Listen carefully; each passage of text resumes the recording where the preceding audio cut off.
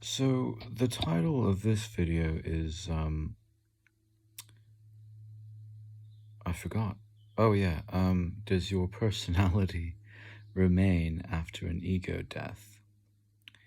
And basically after an ego death, um you you don't identify as a person anymore, but as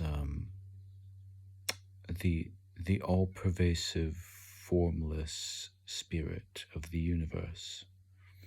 So in a sense, you are a body in a subjective space-time thing, but also, your prime or primary identity is the formless, the eternal.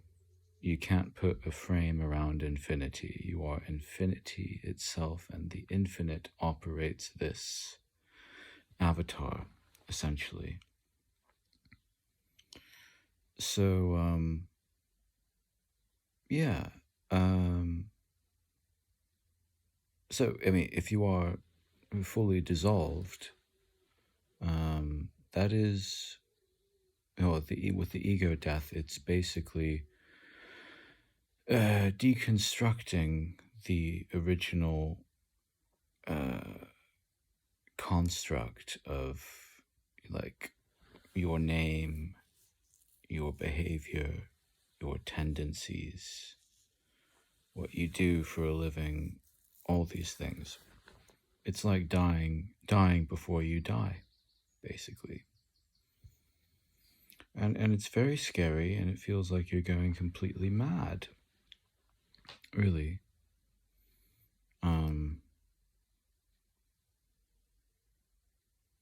Yeah. So afterward, does the okay, the person's gone. There is no person. But the personality, like your original divine essence, remains. And that can't be destroyed or taken away, because it is you. It's your true self. And that divine spark or essence or whatever you want to call it is, it has character, it has flair, and so yeah, of course you might have a personality with which you interface with the world, or personalities, according to different contexts and situations. But nothing sticks. Like nothing sticks. There's no attachment to, oh, this is me, because whatever will come naturally, as it is. So you're no longer neurotically attached to the avatar ego construct program that's been indoctrinated into you since birth, and schooling, and all this parental upbringing and all the rest of it. So you're no longer kind of in the world, afraid of a world I never made, because actually, yeah, you did make it. It's just you. The cleverest trick that God played was to forget himself in man, become amnesiac and dysfunctional.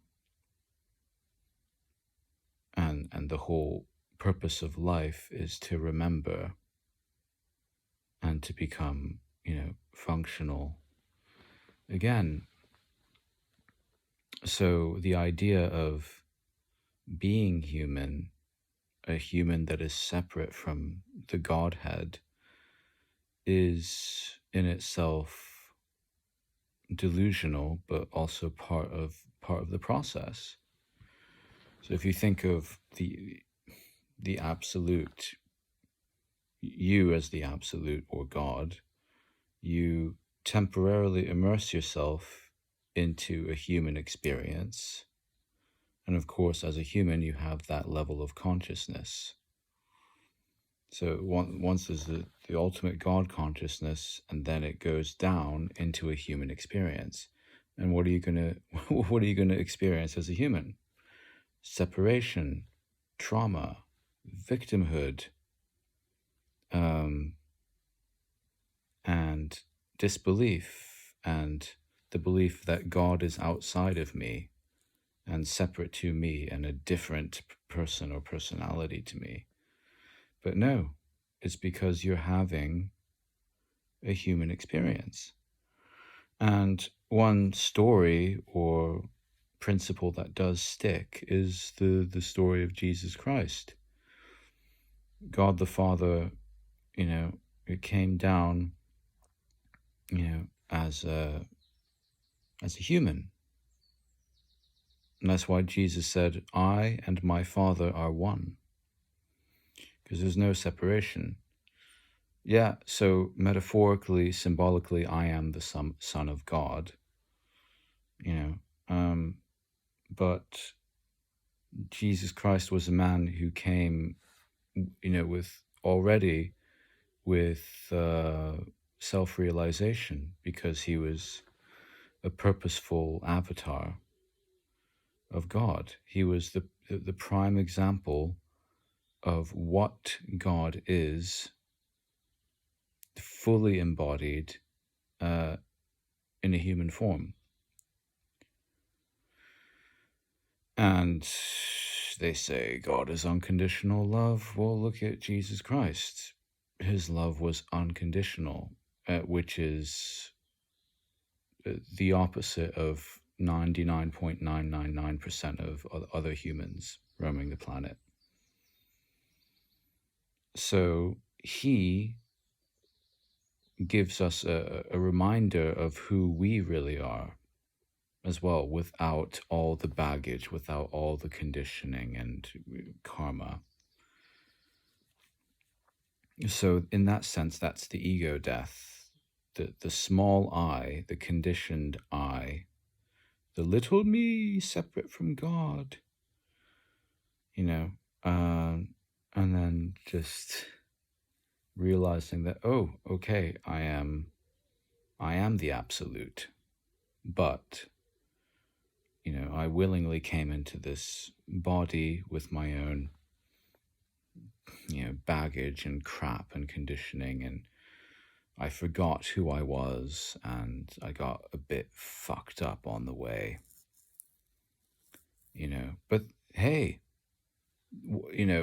Jesus had compassion for humanity and the human condition, because the human condition is completely codependent and dysfunctional. So what Christ taught was to let go of all these attachments. That's why he fasted for 40 days in the wilderness, and just letting go of our worldly attachments and being in the world but not of it, because you are literally a projection of the absolute. So you came here as 2 points of perspective, the subjective avatar person, but also who's running the show, you, but as the absolute.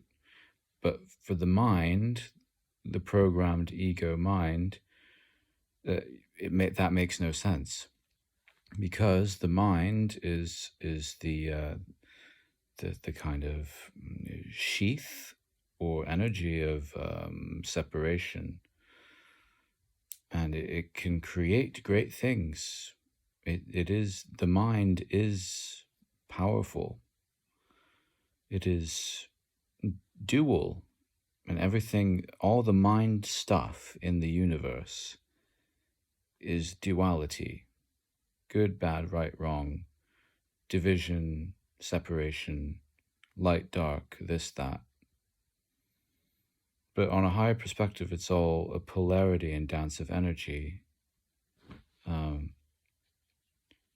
And the biggest shock, really, is that God doesn't take sides, because it's all God projected into the illusion of duality. So yeah, someone who's released his baggage and conditioning is more, you could say, good, and someone who's completely still in their ignorance and dark and in suffering and hurting other people, that's also God, but playing a role. It's like God is an actor. Think of method acting. So if God wants to come down into the illusion and be an evil psychopath or a narcissist or just a sadistic person, then you can't see that person as that person, because that person is not that person. That person is actually God playing the role of the bad guy for the sake of contrast, as a mirror to show what God isn't, which is why we always go back to the embodiment of unconditional love and compassion and forgiveness as well, Jesus Christ. So in a way, he's like the ultimate spiritual master and guru. I mean, he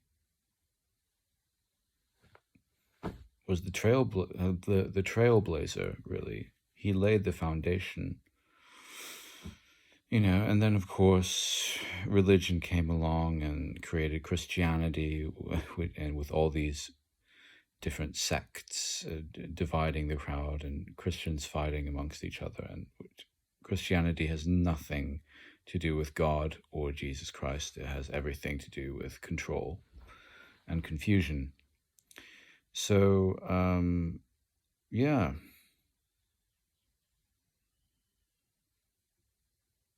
It is fascinating. It is fascinating. It also sounds a bit nuts as well, because you keep thinking, what's the point to all this? What's the point? It's because God was fucking bored, and he said, okay, I think I've had enough oneness. Let's do some duality. Let's do some contrast. Let's create a big fucking drama and have some fun.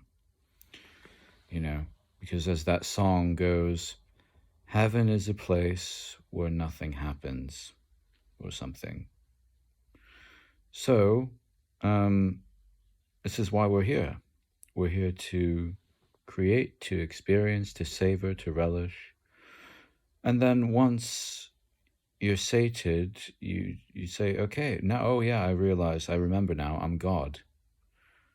For the ego mind, that sounds arrogant or blasphemous, or like, oh my God, that's impossible, that's amazing. But everything's God. There's nothing that God isn't. What was that Bible quote? Turn over a stone and you will find me there, in that sense, really. So when a person physically dies, they're just disentangling from that specific form or appearance that God came here to represent or express. So everything is God made manifest. Everything is an expression of God. I am an expression of God. And I say that with all humility. It might sound like a grandiose statement, but it's not.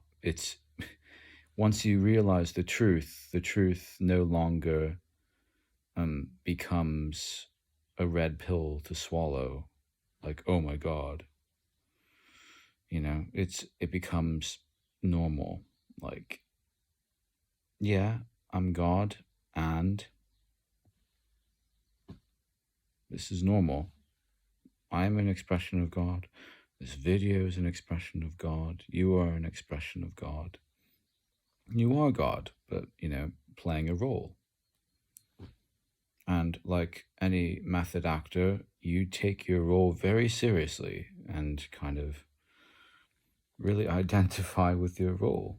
You get, method actors, they get lost in their roles.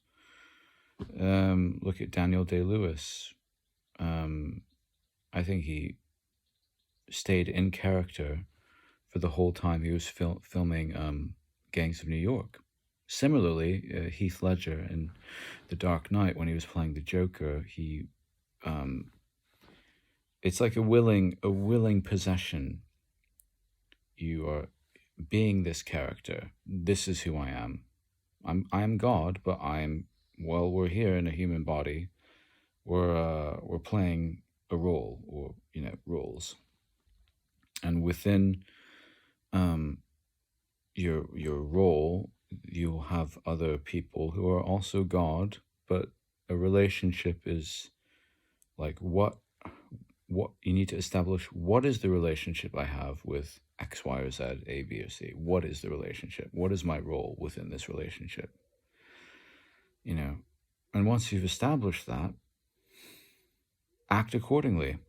That's how you live your life. It's that simple. You don't have to overthink it. So going back to the ego death thing, it's kind of like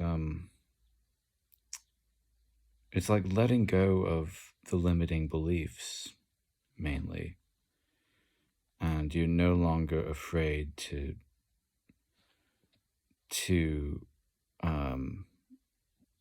let go of who you thought you are, or who you were instilled to believe you are. And you let your true self, the infinite,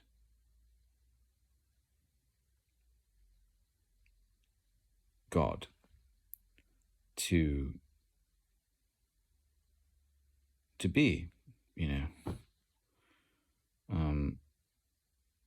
I've seen people who've had proper ego deaths, and unanimously they've said, well, and then, life began to live me. But that me is an illusion, the small me. The point is, you are life, and you are life living life.